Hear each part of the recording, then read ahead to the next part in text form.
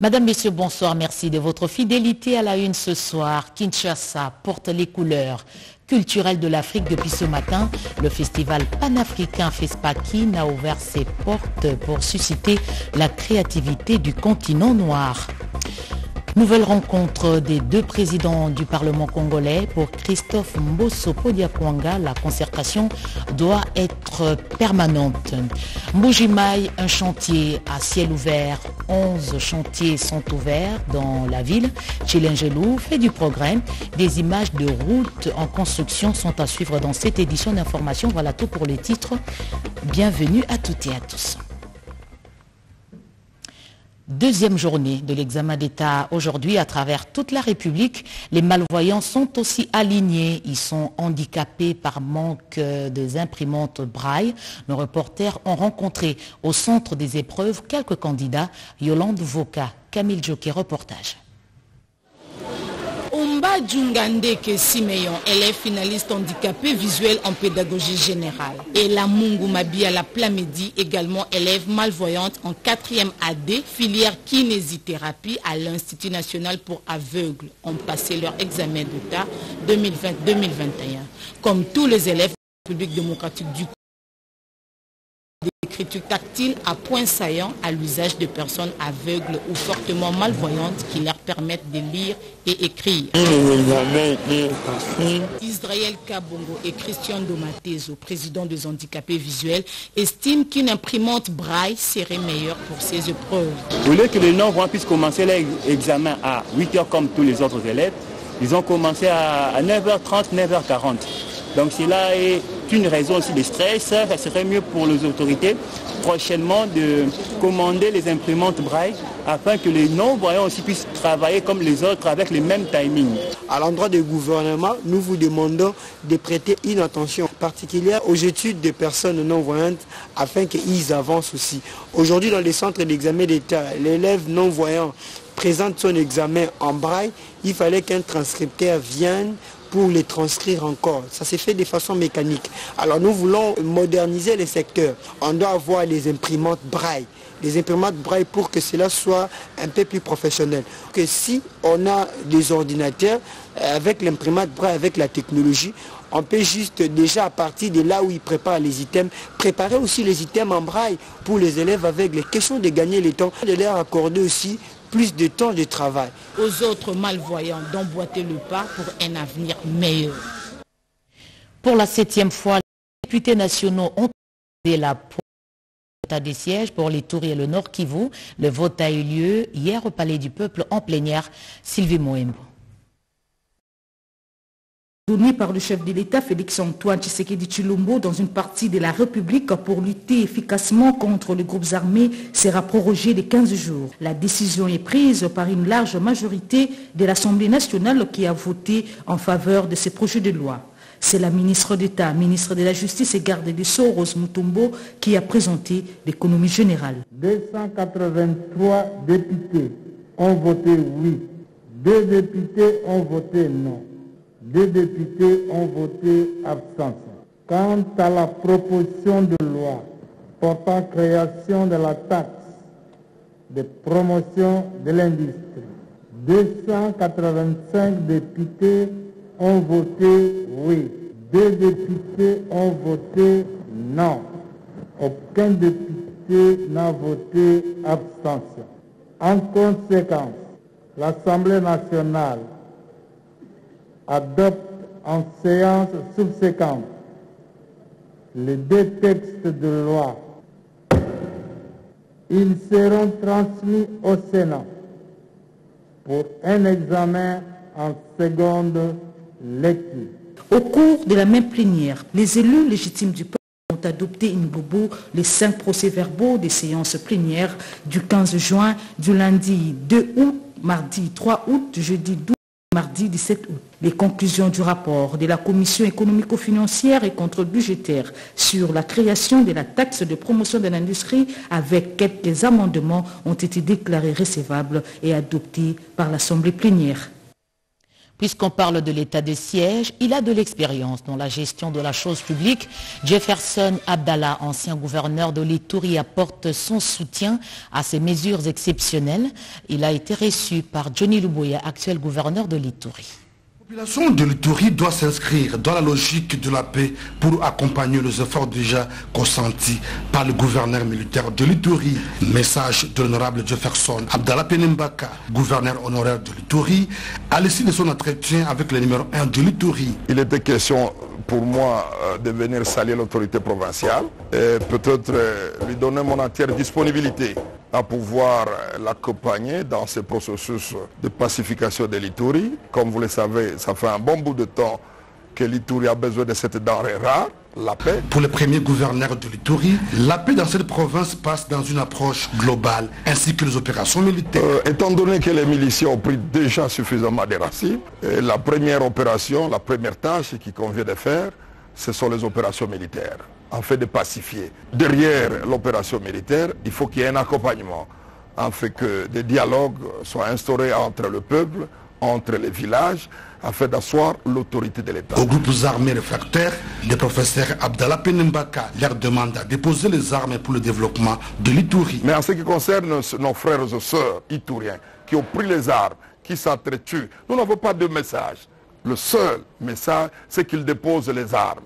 Que tous nous puissions revenir sous les drapeaux pour la reconstruction de notre pays. Signalons que l'honorable Jefferson Abdallah Penembaka a dirigé la province de l'Ituri pendant plus de 3 ans après le démembrement de la Grande Orientale.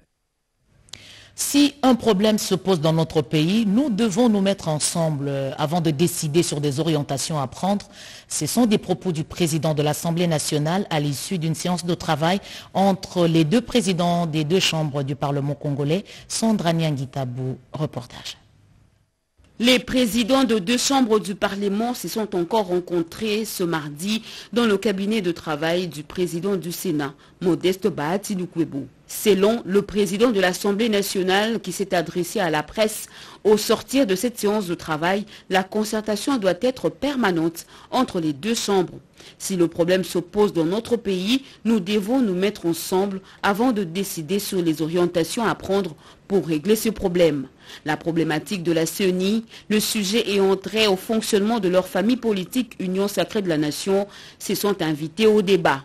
Nous nous sommes retrouvés, comme d'habitude, autour des problèmes du Parlement, aussi bien sur la commission électorale que sur des problèmes qui concernent nos familles politiques. Nous voulons poursuivre nos travaux maintenant, tout comme à la session de septembre, en harmonie, en paix et en consultation permanente.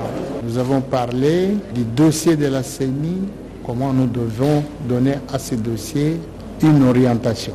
Le président de la Chambre basse du Parlement, Christophe Mbosoko Diampwanga, était accompagné du premier vice-président Jean-Marc Kabunda Kabound et du 2e vice-président Vital Banisizé.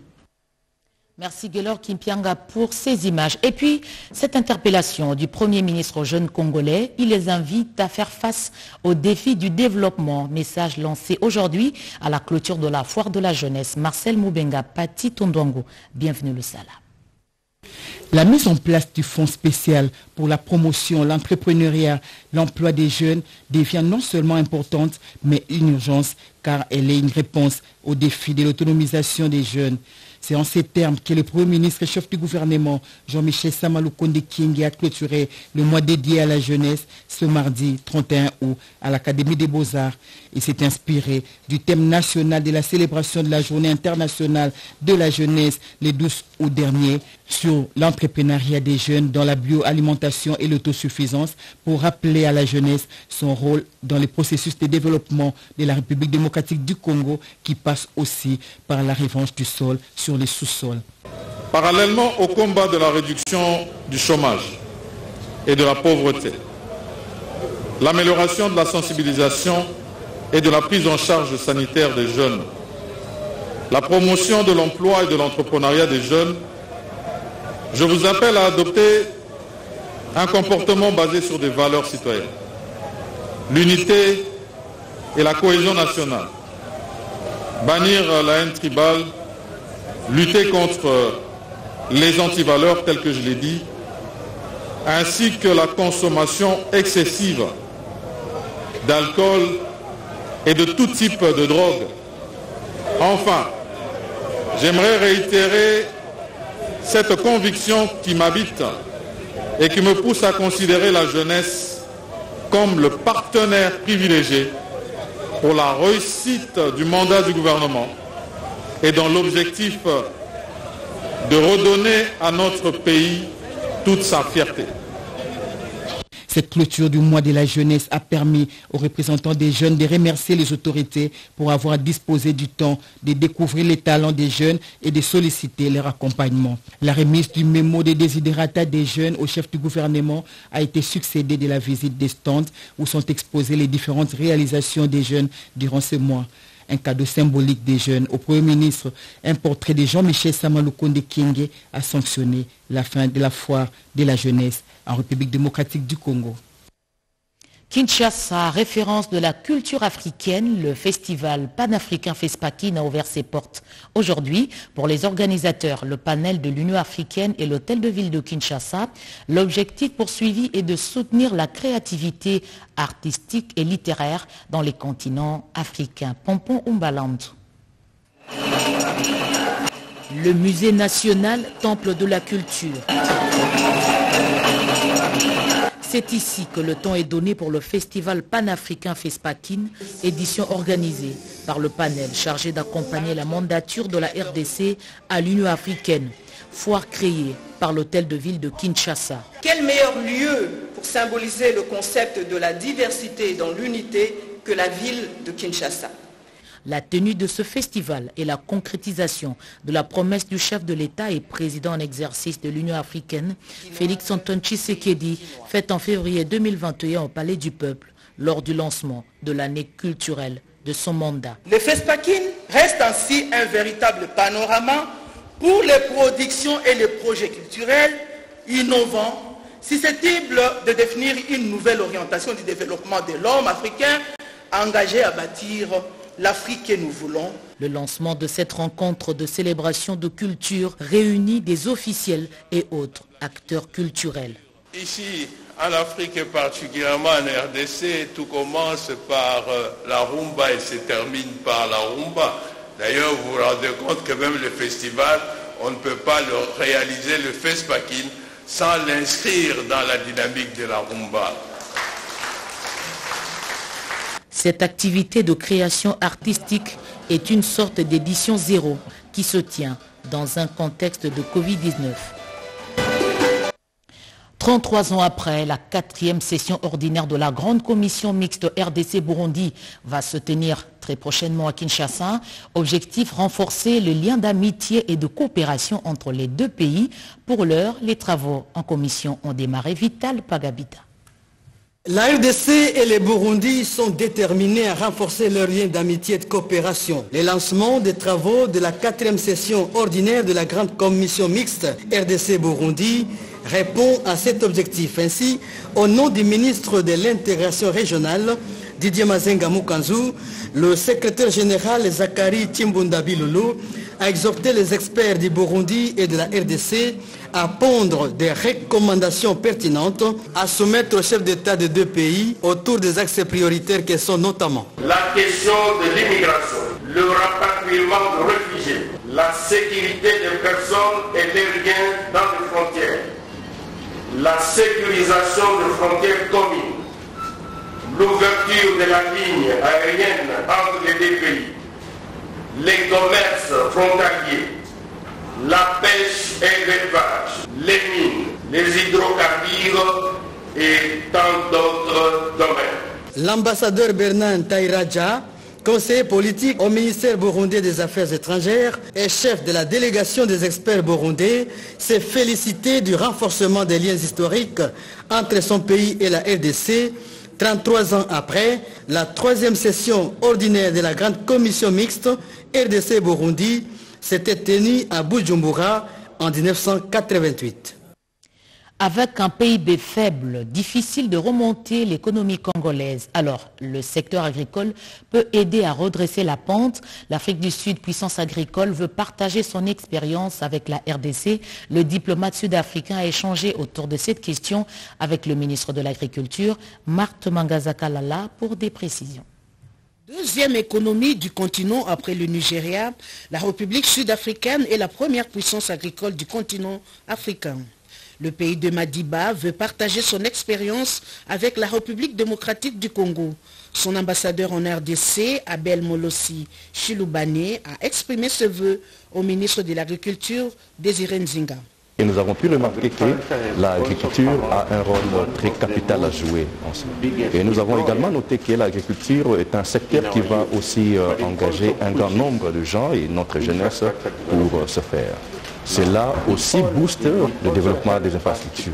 Nous travaillons plus dans le secteur agricole que dans le secteur minier. Et nous avons jugé utile donc de partager avec son Excellence Monsieur le Ministre cette expérience sud-africaine. J'ai remarqué que l'Excellence Monsieur le Ministre est très pragmatique. Quand vous avez deux personnes pragmatiques en train de travailler sur un projet, ça va évoluer. Et avec notre échange avec son Excellence Monsieur le Ministre, nous sommes mis d'accord qu'il va envoyer une équipe technique en Afrique du Sud et à leur retour, ils auront la réponse à votre question. La République sud-africaine exporte 51% de sa production agricole. La RDC peut aussi développer son économie avec l'agriculture au lieu toujours dépenser aux mines. 25 km de route en chantier ouvert dans la ville de Mbuji-Mayi dans le cadre du projet Tshilingelo. Ces travaux sont en phase terminale, constat fait par Robert Ndaechi Sensei qui revient de Mbuji-Mayi. Regardez. Les travaux de réhabilitation et construction des routes dans la ville de Mbuji-Mayi au Kasaï oriental ont pris une vitesse de croisière. Le projet pilote Tshilingelo, initié par le président de la République Félix-Antoine Tshisekedi Tshilombo, évolue très bien sur tous les axes. Les travaux avancent, 11 chantiers sont ouverts par l'entreprise Grexet. Sur l'avenue Lusambo, les travaux d'assainissement sont très avancés et cette avenue, porte d'entrée de la ville de Mbuji-Mayi, aura son deuxième collecteur d'évacuation des eaux. Des pierres et des gravinons sont disposés en couches superposées pour protéger le drain et autres dispositifs d'évacuation des eaux. Non loin de là, sur l'avenue Lumumba, l'entreprise Grexet a déjà rechargé la route et fait des essais sur la couche déjà reprofilée et compactée. C'est une semaine décisive car la pose de la couche de fondation n'est qu'une question d'heure. Au rond-point Cohydro, les travaux de terrassement avancent très vite. Ces travaux sont destinés au remplissage de béton des semelles de fondation. Ville connue pour ses érosions, Grexet utilise des techniques fortes pour la canalisation des eaux.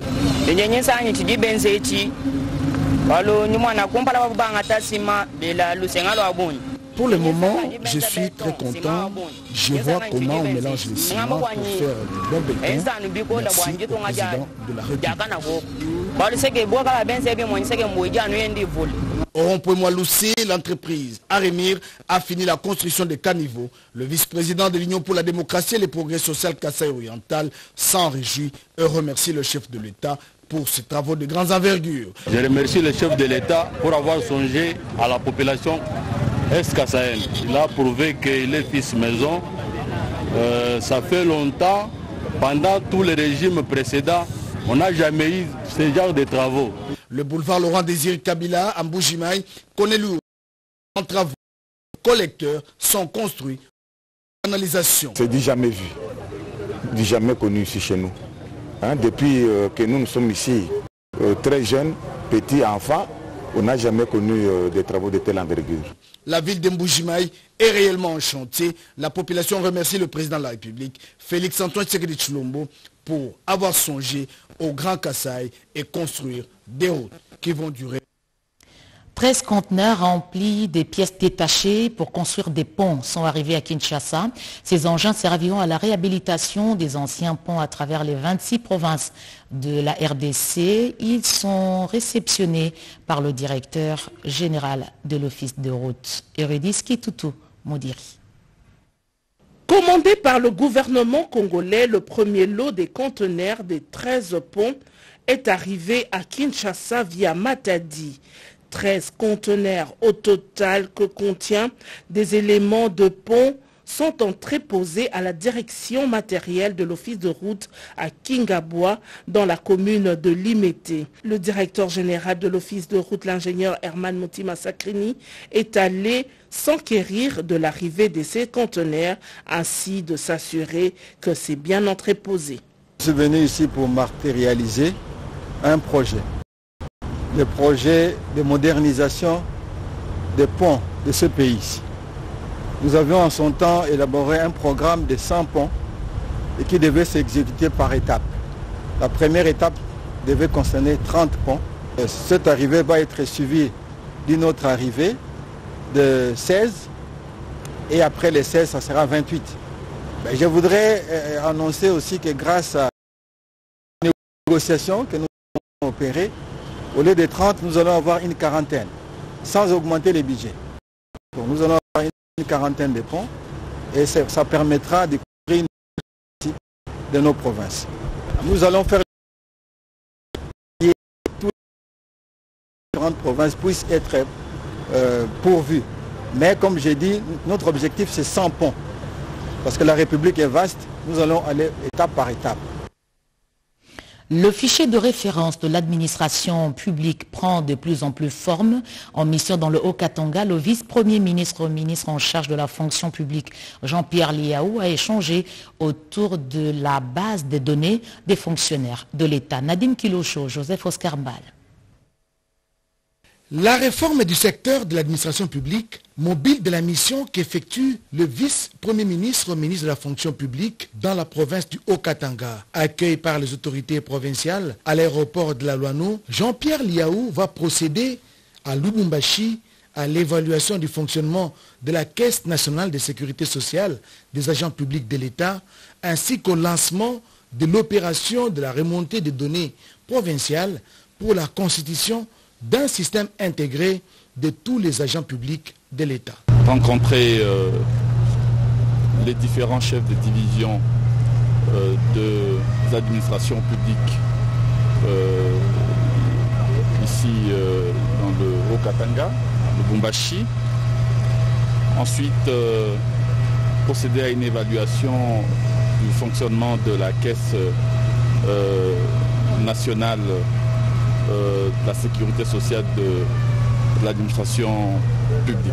C'est la toute première province, parce que nous lançons l'opération, mais ça va s'étendre sur toutes les provinces de notre pays. Séjournant à Lubumbashi, Jean-Pierre Liaou n'a pas manqué de témoigner sa compassion à la famille de l'honorable Antoine Gabriel Kungwa Kumwanza, ancien président du conseil d'administration de la SNCC et président de l'Assemblée provinciale du Haut-Katanga. Une mission similaire va les conduire dans d'autres provinces de la République. C'est bien clair, aucune partie du site Kanyemeshi, où se trouve l'Institut national pour l'étude et la recherche agronomique INERA dans le Haut-Katanga, ne sera spoliée. Assurance donnée aux agents par le ministre de la Recherche scientifique, Marie Kalong. Tentative de spoliation de l'antenne de l'INERA Kipopo dans le territoire de Kipushi, province du Haut-Katanga. Le chef de cette station, ingénieur André Kabeyav, accuse les conservateurs des titres immobiliers, le chef de division cadastre en complicité avec un groupe d'avocats. Ces derniers tentent de spolier cette concession de l'INERA située sur le site de Kanyemeshi pour une propriété de la famille Mobutu. Aussitôt informé, le ministre de tutelle, José Mpanda Kabango, a profité de sa mission à la mine de Chinkolobwe pour se rendre à Kipushi. Il a rassuré le personnel qu'aucun centimètre de cette propriété de l'INERA ne sera spolié. Je peux confirmer que cette concession sera exclusivement la propriété de l'INERA et que le gouverneur de province sera saisi. Nous allons faire venir les conservateurs d'ici. Il doit venir pour qu'il puisse cesser immédiatement avec ça, sinon il va aller en prison. Veuillez informer immédiatement que toute affaire cessante, la concession revient à l'INERA. Je le confirme, il n'y aura même pas un maître qui va pouvoir aller dans les mains de privés. Mais auparavant, le ministre de Recherche scientifique et Innovation technologique, José Mpanda Kabango, a effectué une descente au centre de recherche agroalimentaire CRA. Il a reçu les doléances du personnel relatives au fonctionnement du centre, notamment l'impayement des agents. Du matériel informatique pour moderniser le service de la police nationale congolaise dans le cadre du partenariat avec la MONUSCO. Quelques matériels ont été remis à la police nationale congolaise. Chantal Okoloba pour des précisions. Dans le cadre de son accompagnement et pour appuyer la police nationale congolaise dans sa mission de sécuriser la population et ses biens, la MONUSCO vient de doter la PNC des lots importants de matériel pour le bon fonctionnement de toutes les unités de la police nationale congolaise. Le vice-ministre de l'Intérieur, Sécurité, Décentralisation et Affaires coutumières, Daniel Asselo, qui a présidé cette cérémonie, a reçu de main de la représentante spéciale du secrétaire général des Nations Unies des matériels de bureau et informatique. Pour Daniel Asselo, ce matériel vient à point nommé et lui, à son tour, a remis symboliquement au commissaire général de la PNC, le général Amouli, pour une bonne gestion en père de famille. C'est depuis longtemps et en divers domaines que la MONUSCO intervient pour apporter tout son appui à la police nationale congolaise, tant dans son fonctionnement que dans ses déploiements.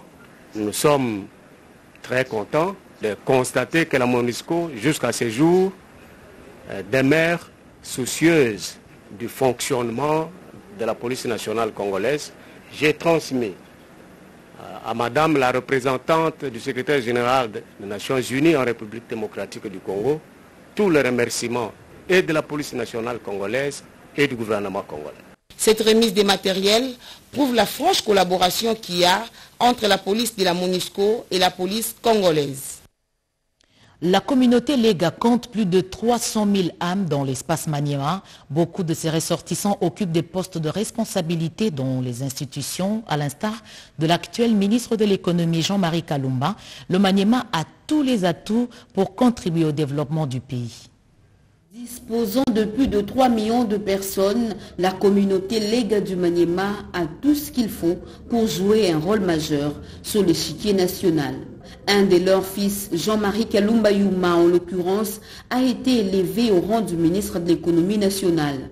La représentation de la communauté à Kinshasa a tenu à le féliciter. Et c'est au restaurant Les Délices qu'elle s'était donné rendez-vous. Dans cette ambiance festive qui rappelle le Maniema natal, l'autorité morale de l'AFDC, parti cher à Jean-Marie Kalumba Youma et président du Sénat, Modeste Bahati Lukwebo, s'y est invité.